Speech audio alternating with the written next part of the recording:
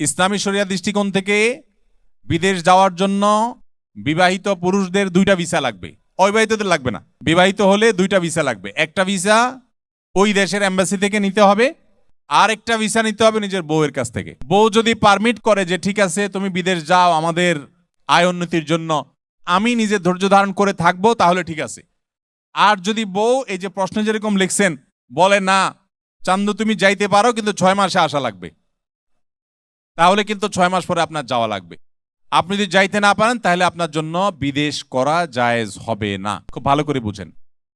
অনেক প্রবাসী আছেন যারা বিদেশে আসেন, বিদেশে আসার পর অনেক সময় দেখা যায় 2 বছর 4 বছর টাকার লোভ তো এমন এক লোভ, আমি বেশিরভাগ প্রবাসীকে দেখছি আসার পর কান্নাকাটি শুরু করে। মা বাপ রেখে আসছে, দেশে মায়া লাগে, প্রথম কিছুদিন কান্নাকাটি করে, এরপরে যা আইসেই যখন গেছি এত টাকা খরচ করে 20,000 টাকা উঠায়া এরপর চলে যাবো, আমি এই দেশে আর থাকবো না। কিছুদিন থাকে টাকে, এরপরে কিছুদিন থাকে টেকা যখন টাকার গন্ধ ভালোই লাগে দেশে যায়। দেশে যায়া দেখে যে ঠিক আছে ওয়ার্ক পারমিটটা শেষ হয়ে যাক, এরপরে আর আসবো না, একবার যাই ঘুরে চলে আসে। প্রথমবার 20,000 টাকা উঠায়, এরপরে যায় বলে যে একটা জমি কিনি, এরপর একটু ঘরটা করি, এরপর বলে যে একটু বাজার একটু দোকান করি, এরপরে বলে যে বউরে তো গয়নাগাটি দিতে পারলাম না, তার জন্য কিছু কেনাকাটা করি। এভাবে করতে করতে দেখা যায় 10 বছর 20 বছরও বিদেশ জীবন শেষ হয় না। বিদেশিরা অনেকে দেশে যায় শুধু মরাটা বাকি রেখে, সব শেষ করে দেশে যায়, শুধু দেশে যায় চুট করে মরে আর শেষ কবরের নিচে।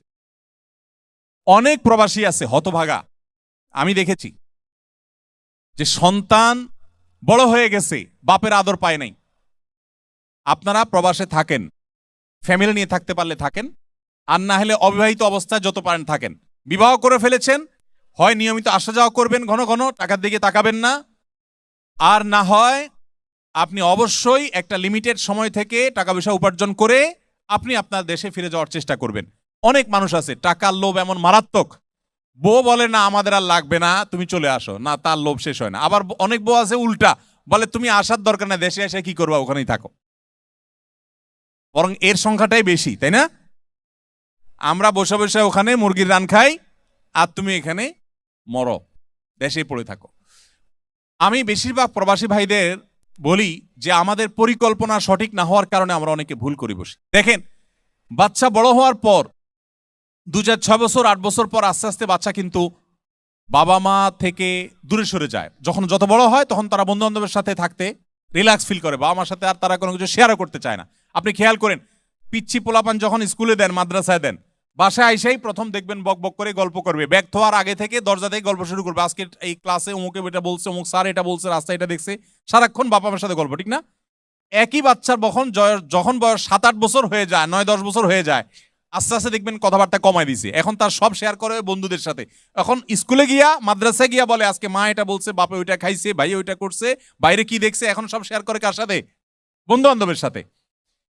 এরপরে বয়স যখন আস্তে আস্তে বাড়তে থাকে, মা বাপ যদি উল্টা জিজ্ঞাসা করে আছে স্কুলে কি হয়েছে, কি বলছে, ছেলে বরং উল্টা আরো রাগ হয়ে যায়, এত কথা বলো কেন তুমি, ঢুকতে না ঢুকতে শুধু প্রশ্ন করা শুরু করে দাও।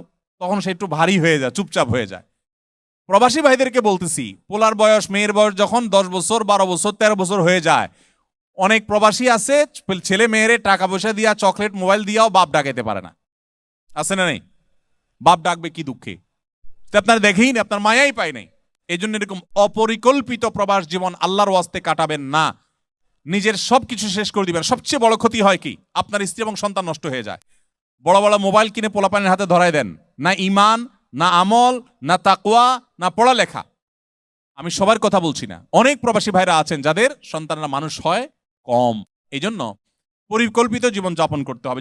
স্ত্রী যদি বায়না ধরে যে তুমি সময় মতো না আসলে আমার একা একা থাকতে অসুবিধা হয়, কষ্ট হয়, আমার চরিত্র হেফাজত করা সম্ভব না, তাহলে আপনার জন্য যাওয়া ফরজ। আর যদি সে পর্যায়ের না হয়, আর্গুমেন্টের ব্যাপারে হয়, তাহলে স্ত্রীকে আপনি সবর করাইতে পারলে থাকতে পারেন, কিন্তু তারপরেও শরীয়ত দীর্ঘদিন আপনি এখানে পড়ে থাকবেন, স্ত্রী আর যায় পড়ে থাকবে, এটাকে খুব ভালো চোখে দেখে না। এ বিষয়ে আমাদের খুব দায়িত্বশীল হতে হবে। আমি যখন সৌদি আরবে যাওয়ার অফার পাই, সৌদি আরবে যাওয়ার প্রস্তাব যখন পাই, সৌদি আমার সে অফিস ইসলামিক সেন্টার থেকে যখন আমাকে ফোন দিয়েছিল, আমাকে বলছে যে তোমার কোনো শর্ত টর্ত আছে কিনা। তারা খুব স্যালারি ট্যালারি শোনাচ্ছে, হ্যান্ডসাম স্যালারি, এত সে তো। আমি বললাম দেখো এসব কিছু আমার জানার দরকার নেই, স্যালারি কত দিবা, ডাল ভাত খাওয়ার ব্যবস্থাও থাকবে, এটুকু তো আমি জানি। আমার শর্ত হলো আমি ফ্যামিলি ছাড়া থাকতে পারবো না। তো আমার কি কপাল, তারা বলছে ওকে ঠিক আছে তোমার ফ্যামিলি আনার ব্যবস্থা আমরা করব। আমি গেলাম আর বাংলাদেশে ভিসা বন্ধ হয়ে গেল। 2008 সাল না 9 সালে কথা, একবার সব ভিসা বন্ধ। বাংলাদেশি নাম শুনলেই আর কোনো ভিসা আর কোনো সুযোগে নেই। তো আমি কয়েক মাস থাকার পর দেখলাম ফ্যামিলি ভিসা কোনোভাবে পাই না। পরে এবার আমার অফিসের যিনি আমাকে তখন ফোন দিয়েছিলেন, কর্মকর্তা বস শেখ রাশেদ সুবাই, ওনাকে আমি বললাম যে দেখো আমি তো এইভাবে থাকবো না, তুমি 1 লক্ষ রিয়াল বেতন দিতে পারো, আমি তো থাকবো না ফ্যামিলি ছাড়া। তো আমাকে আমার আরেক মুদির বুঝাচ্ছে, বলে যে তোমাদের বাংলাদেশি মিলিয়ন মিলিয়ন বাংলাদেশি আছে আমাদের এখানে, বহু দেশে আছে, তারা থাকতেছে না, তোমার সমস্যা কোথায়? তো আমি বললাম দেখো তুমি তাদেরকে দেখাইতেছো আমার নবী সাল্লাল্লাহু আলাইহি সাল্লাম জেহাদের ময়দানে পর্যন্ত, যুদ্ধের ময়দানে পর্যন্ত স্ত্রী ছাড়া একা একা যান নাই। শুধুমাত্র এতেকাফের 10 দিন তিনি স্ত্রী থেকে দূরে থাকতেন, তারপরেও স্ত্রী মাথা বাইর করে দিতেন, মাথাটা ধুয়ে দিতেন মসজিদের বাইরে। এত বেশি সংসারী ছিলেন, এত বেশি স্ত্রীকে ভালোবাসতেন এবং স্ত্রীকে সাথে রাখতেন। আমি স্ত্রী সন্তান ছাড়া আমি একদিনও থাকবো না। 11 মাস থাকার পর দেশে ছুটিতে গেলাম, আমি বলে গেলাম যে তোমাদেরকে সালামু আলাইকুম, আমি আর আসতেছি না, আমি চলে গেছি। তখন বেচারা নিরুপায় হয়ে গেছে। আমার যাওয়ার সময় সৌদি অ্যাম্বাসি রিলিজেস এটাই সে তখন আর শেখ আলী বামাগা উনি সহযোগিতা করছিলেন। ওনার অফিসে দেখা করতে যায়, বললাম এই অবস্থা, তোমার দেশে গেছি কিন্তু ভিসা তো বন্ধ করে দিচ্ছে, আমার তো ফ্যামিলি ভিসা দিল না, ভাই আমি তো আর যাবো না। আমাকে তখন সে বলল বলো কি তুমি যাবা না, মানে এ কোনো কথা হলো? তোমার ভিসার জন্য আমি সহযোগিতা করবো। তো কিভাবে কি করবেন? উনি বলে আমি রাষ্ট্রদূতরে এখনই ফোন করতেছি, আমার সামনে ফোন করছে। তখন রাষ্ট্রদূত ছিলেন আব্দুল্লাহ আল বুসাইরি, তখন রাষ্ট্রদূত ছিলেন সৌদি আরবে, সৌদি আরব রাষ্ট্রদূত বাংলাদেশে ছিলেন। তখন ওনাকে ফোন করলেন, করে বললেন যে ওরে আমার কাছে পাঠায় দাও। আমাকে পাঠালেন রাষ্ট্রদূতের কাছে। আমি গেলাম, বললো যে কি অবস্থা? বললাম দেখো ফ্যামিলি ছাড়া আমি তোমার দেশে থাকতে পারবো না, আমার ভিসা তো দিচ্ছে না, ভিসা তো বন্ধ। বলো যে তোমার ভিসার দায়িত্ব আমার, লাগলে আমি পররাষ্ট্রমন্ত্রীকে বলে তোমার স্পেশাল ভিসা বাইর করে দেবো, তুমি যাও। উনি একটা চিঠি লিখে দিলেন, দিয়ে বলেন তোমার গ্যারান্টি ভিসা হবে। আমি ওটা নিয়ে আসা পরে ভিসা হয়ে গেছে আলহামদুলিল্লাহ। যেদিন দেখলাম বাচ্চাদের পড়ালেখার জন্য আমার দেশে যাওয়া দরকার, সেদিন আমি নিজেও দেশে চলে গেছি, আর থাকি নাই। থাকলে মাস শেষ একেবারে ব্যাগ ভর্তি টাকা পাইতাম, ছেড়ে আমি চলে গেছি। এই কথাগুলো আপনাদের সাথে বলার উদ্দেশ্য হলো যে প্রবাস জীবনে থাকেন কিন্তু পরিবার, সন্তান, সন্ততি, স্ত্রী সব ধ্বংস করে দিয়ে আপনি অনন্তকাল প্রবাস জীবনে থাকবেন, এটা কখনো গ্রহণযোগ্য হতে পারে না। আসুন্নাহ ফাউন্ডেশন, উম্মার স্বার্থে, সুন্নার সাথে।